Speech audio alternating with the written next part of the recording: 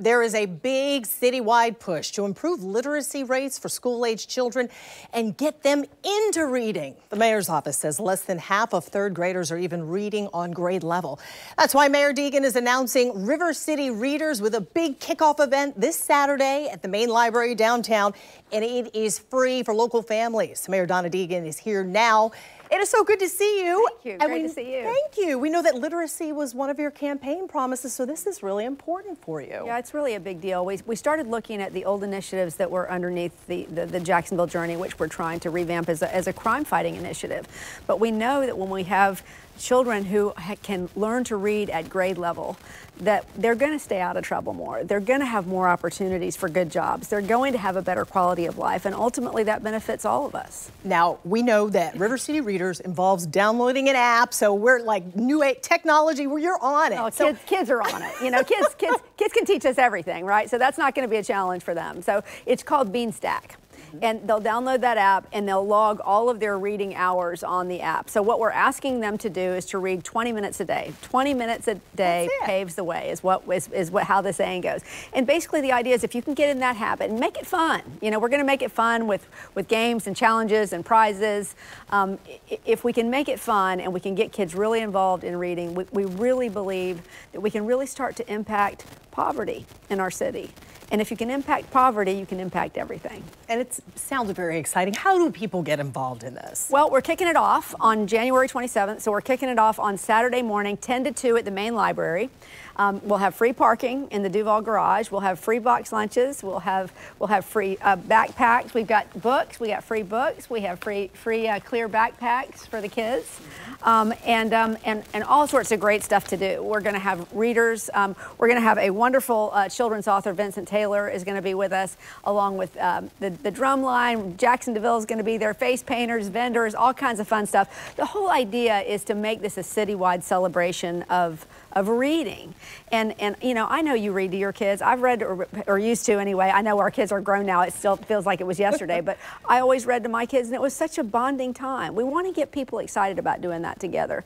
And then we'll start to set some serious goals, not only for the number of hours that we want to have kids read, but really for how we're going to bring those numbers to a good place. Right now, as you said, only less than half of third graders are reading at grade level, and we know that translates into really poor outcomes. Now, I don't know about your kids, but I told you my 11-year-old is not a fan of reading, so, you know, rewards, presents always work, so there's going to be a little bit of that, too, all that, yes. We're gonna add up those hours, and the people that actually read the most are going to get some great prizes. But we're going to have all sorts of stuff every month. We're going to have a bookmobile that's branded that we take around the city to do fun stuff. The whole idea is to make this a citywide effort, and I think if we can make it fun, it'll be great. And it's not like you're going to say, okay, we're going to see you at the end of the year. You're actually going to check in throughout the year on this. Every month we're going to have an event, but we're also going to check in all the time via the app.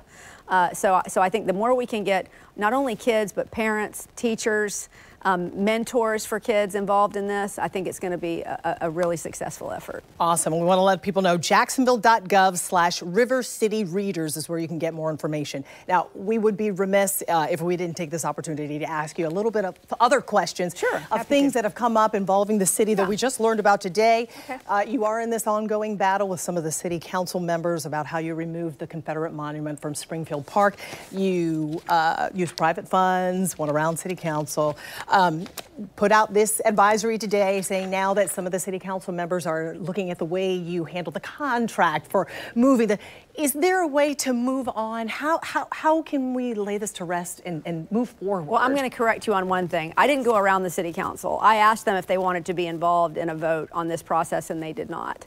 I went to the general counsel, asked if I had the permission to do that, and was told, yes, I do. Now we're stuck in the weeds of a bunch of stuff that honestly, we're being held to a double standard, frankly, to the last administration. This latest thing about the, the process. This process, it's basically a contract that needs to be signed that was delayed over the holidays, which has happened 32 times over the last 4 years. Most in the last administration. You've never seen anybody make a big deal of it. It's an administrative blip. So it's just one of the things that I say, look, guys, we have accomplished so much together in the first 6 months. Absolutely, we can move past this. We just have to start focusing on those things for our city that's going to bring our city together and move our city forward. They've already said they don't want to put the monuments back. let's move on. Let's focus on what we need to focus on for things like literacy. We're already tackling the permitting process. We're tackling homelessness and affordable housing. All these programs we've been able to advance together. I hope we don't get stuck because of, frankly, what has become a political food fight. And I'm not really, I really have a lot of respect for this general counsel. He's been an honest broker, truly. We never asked him how he would rule on this. And I think because you don't get the answer you want, doesn't change the fact that his ruling is final and it is binding. And I think we need to move on. And we are out of time, but I'm going to ask you about the Jaguar Stadium. Everybody's going to want to know where we are right now. Are we still around the $800 million mark for the city's part in this? Or how have those talks been going? Well, the talks are going very well. We're still in the process of dividing up costs and finding out exactly what things are going to cost. Okay. So that's the stage we're in right now. And we'd all love for the Jaguars to play in Jacksonville while they're being renovated, while the stadium's being renovated. A lot of that will come down to what the cost is going to look like and how much it would delay us. All right. Mayor Deegan, thank you so much. We appreciate your time today. Appreciate seeing you.